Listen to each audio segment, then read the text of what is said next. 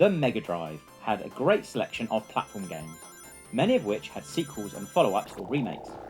But there were also some great platform games that didn't get the sequels they deserved. I'm Triangle Face from Retro Gaming Revival, and this is 5 Megadrive platform games that should have had a sequel. First up, it's Pulseman. Pulseman feels like a mix of Mega Man and Rocket Knight with its style and controls, but offers a unique moveset that makes it an interesting game in its own right. Needing to charge up your attack with your ability to launch yourself by moving makes the game feel fast-paced and motivates you to keep moving. The game has some challenging platform elements, utilising your ability to connect to lines as a pulse of electricity, but they are frustrating to say the least. The game, although fun, gave you limited lives to get through the game and made it hard to complete and make progress. This could be why it didn't get a sequel, and it did have low critic scores at the time of its release, but Pulseman does deserve a second look and is a decent game once you overcome the game's steep difficulty curve. Next, it's Kid Chameleon. Kid Chameleon is a huge game with over 100 levels, and offering no saves or passwords made completing the game quite the undertaking, and requiring a lot of dedication.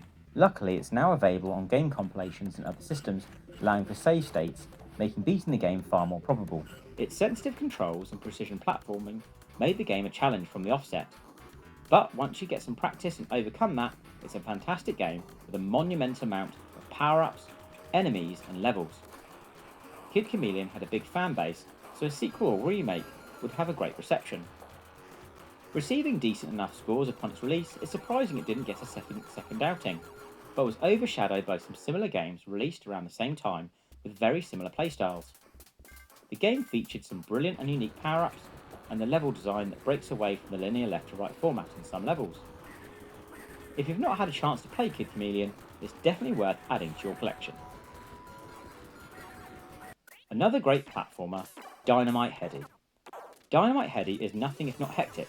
I'm not quite sure exactly what's going on with its bizarre cast of characters and its settings with toys or a set or a stage. I was never quite sure, but I was sure that it was a brilliant game, and once again offers a spectacular range of power-ups. This game features some of the best power-ups we've seen that help you dispatch enemies, or being needed to navigate the levels. It's a difficult game for sure, with some challenging bosses, but Dynamite Heady is certainly a game I'd love to see make a comeback, and would be great with a modern update and a fresh coat of paint. One of my personal favourite games in the Megadrive is Alicia Dragoon. More of a run and gun style game than a straight up platformer, but a game worthy of a sequel and deserving of a place in this list. Alicia Dragoon had some fantastic game mechanics, and had you accompanied by animal companions that help you to dispatch enemies, and can be levelled up to increase their attack power. Your own lightning powers can be levelled up, and you can charge up to release powerful attacks that shoot out in all directions.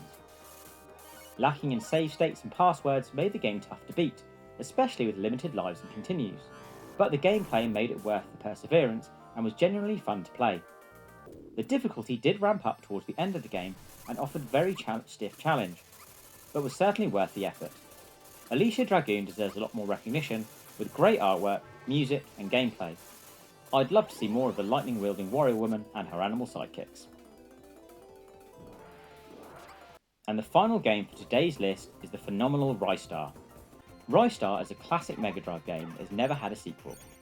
Roystar follows the son of a legendary hero who sets off on a planet-hopping mission to take down an evil overlord while liberating planets on a quest to save his father. It offers a great range of levels and enemies, interesting bosses, and excellent moveset of the titular Roystar, where he utilises his stretchy arms to fling himself around and launch himself at enemies. You can use poles located around the level to spin yourself around until you build up speed and fire off as a shooting star. This game has some really cool level design and is a delight to play, and a follow-up would be superb.